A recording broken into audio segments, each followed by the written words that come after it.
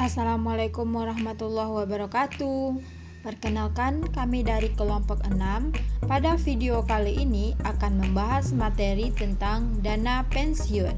Kami kelompok 6 yang beranggotakan Wazid Zakawali, Aura Endang Safitri, Putri Aisyah, Dea Sandria Raffles, Geno Ilham Effendi. Baiklah, langsung saja kita ke materinya. Pada video kali ini, kita akan membahas tentang materi dana pensiun, yang mana poin-poin pada materi kali ini. Yang pertama, pengertian dana pensiun. Yang kedua, klasifikasi dana pensiun. Yang ketiga, jenis program dana pensiun. Yang keempat, kelebihan dan kekurangan dari program jenis dana pensiun. Yang kelima, metode pembiayaan dana pensiun. Dan yang keenam, aplikasi dana pensiun di Indonesia. Baik, langsung saja. Pengertian dan klasifikasi dana pensiun yang akan disampaikan oleh Aura Endang Safitri. Kepada Aura, disilahkan. A. Pengertian dana pensiun.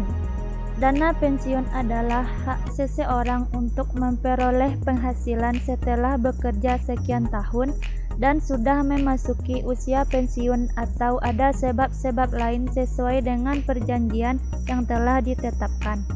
Penghasilan dalam hal ini biasanya diberikan dalam bentuk uang dan besarnya tergantung dari peraturan yang ditetapkan. Menurut Undang-Undang Nomor 11 Tahun 1992 tentang dana pensiun, bahwa dana pensiun adalah badan hukum yang mengelola dan menjanjikan manfaat pensiun. Dari definisi di atas dapat disimpulkan bahwa dana pensiun merupakan lembaga atau badan hukum yang mengelola program pensiun yang dimaksudkan untuk memberi kesejahteraan kepada karyawan suatu perusahaan, terutama yang telah pensiun. B. Klasifikasi dana pensiun. Pertama yaitu dana pensiun pemberi kerja atau yang disingkat dengan DPPK. Adalah dana pensiun yang dibentuk oleh orang atau badan yang mempekerjakan karyawan selaku pendiri untuk menyelenggarakan program pensiun manfaat pasti atau program pensiun iuran pasti bagi kepentingan sebagian atau seluruh karyawannya sebagai peserta dan yang menimbulkan kewajiban terhadap pemberi kerja. 2.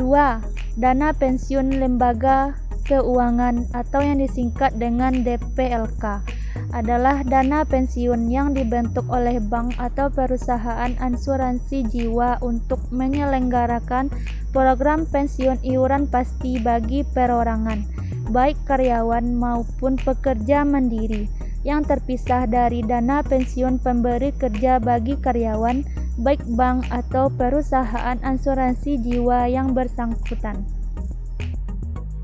Baik, selanjutnya materi tentang jenis program dana pensiun akan disampaikan oleh Wazid Zakawali. Kepada Wazid, disilakan.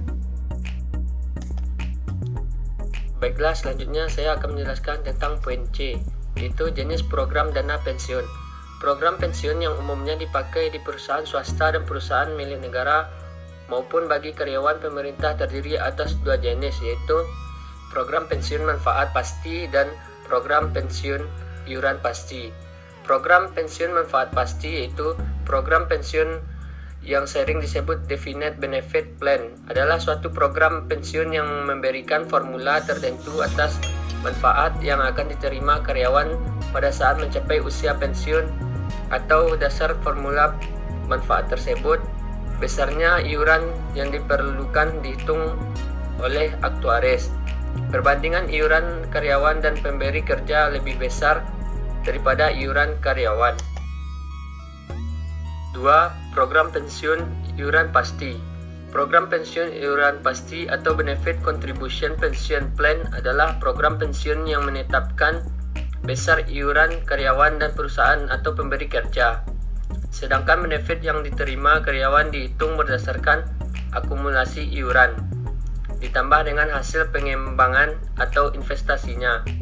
Baik, selanjutnya, materi kelebihan dan kekurangan dari program jenis dana pensiun yang akan disampaikan oleh Putri Aisyah. Kepada Aisyah, disilahkan.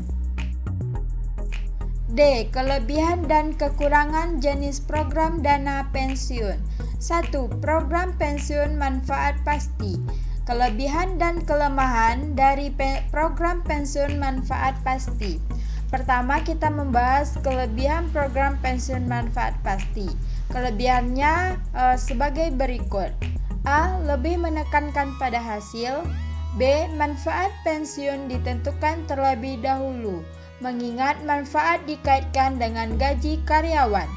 C. Program pensiun manfaat pasti dapat mengakomodasi masa kerja yang telah dilalui karyawan apabila program pensiun dibentuk jauh setelah perusahaan berjalan.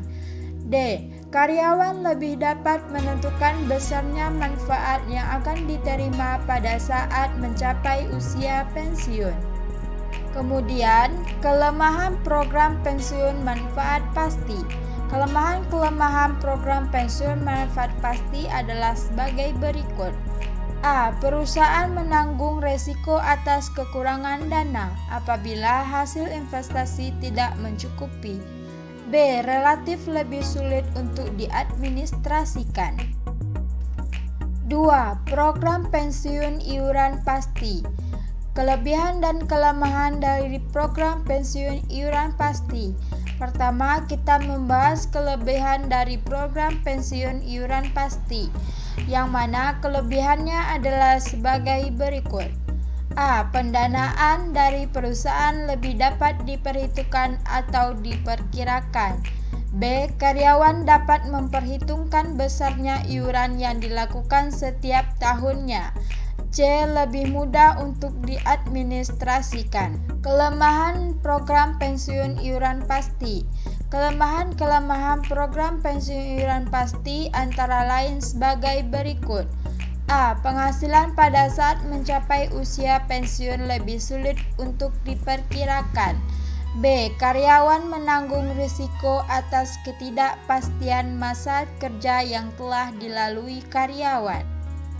Selanjutnya, metode pembiayaan dana pensiun yang akan disampaikan oleh Dea Sandria Raffles. Kepada Dea, disilakan. Selanjutnya yaitu metode pembiayaan program pensiun. Dalam melakukan pembiayaan program pensiun, umumnya dikenal dengan dua cara. Yang pertama itu metode pay as you go atau current cost method, dan yang kedua itu metode sistem pendanaan atau founding system. Pada metode yang pertama yaitu metode pay as you go, pemberi kerja hanya membiayai manfaat pensiun seorang karyawan atau peserta begitu diperlukan di luar gaji terakhirnya. Ciri-ciri metode pay as you go ini ialah yang pertama, tidak terdapat ketentuan mengenai besarnya manfaat pensiun. Yang kedua, manfaat tidak ditetapkan dan belum dijanjikan. Yang ketiga, pensiun merupakan bagian kecil dalam kaitannya dengan kegiatan usaha. Metode yang kedua yaitu metode sistem pendanaan atau founding system, yaitu penghimpunan dana dilakukan agar dapat dipakai untuk pembayaran manfaat pada masa yang akan datang.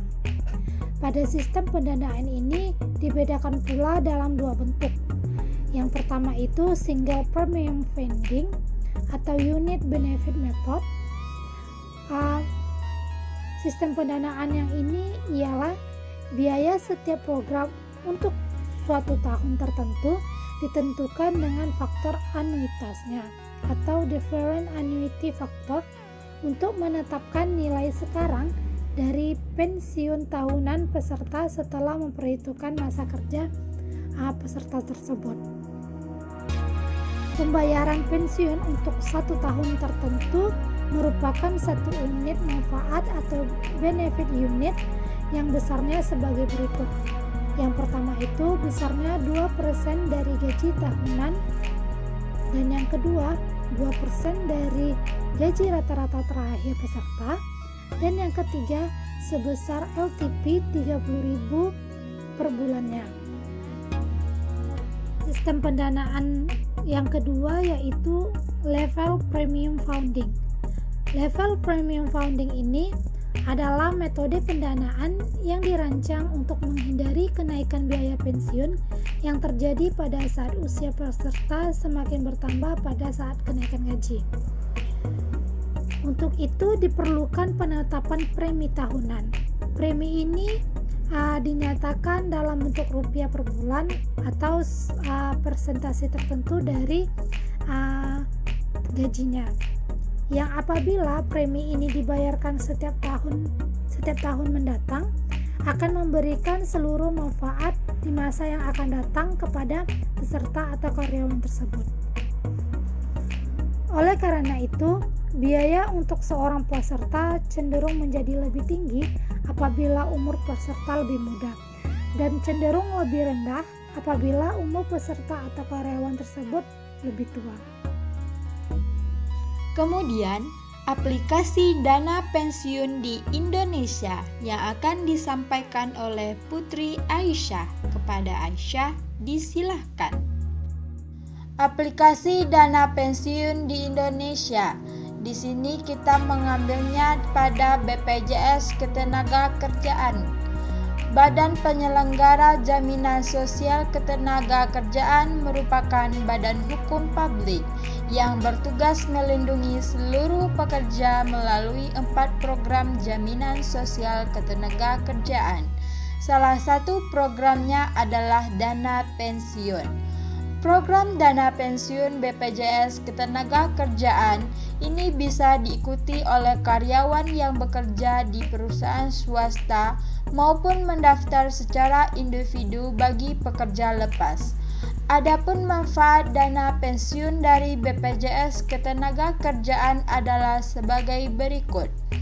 Manfaat pensiun hari tua berupa uang tunai bulanan yang diberikan kepada peserta yang memenuhi iuran minimum 15 tahun yang setara dengan 180 bulan saat memasuki usia pensiun sampai dengan meninggal dunia.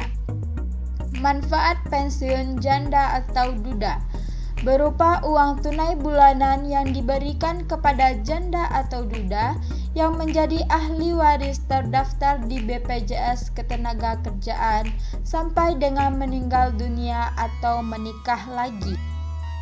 Manfaat pensiun cacat berupa uang tunai bulanan yang diberikan kepada peserta kejadian yang menyebabkan cacat total tetap terjadi paling sedikit 1 bulan menjadi peserta dan density rate minimal 80%. Manfaat pensiun anak berupa uang tunai bulanan yang diberikan kepada anak yang menjadi ahli waris peserta, maksimal 2 orang anak yang didaftarkan pada program pensiun sampai dengan usia anak mencapai 23 tahun. Manfaat pensiun orang tua. Manfaat yang diberikan kepada orang tua, bapak atau ibu yang menjadi ahli waris peserta lajang. Sekian dulu video kita pada kali ini. Kami dari kelompok 6 undur diri. Mohon maaf atas kesalahan. Terima kasih. Wassalamualaikum warahmatullahi wabarakatuh.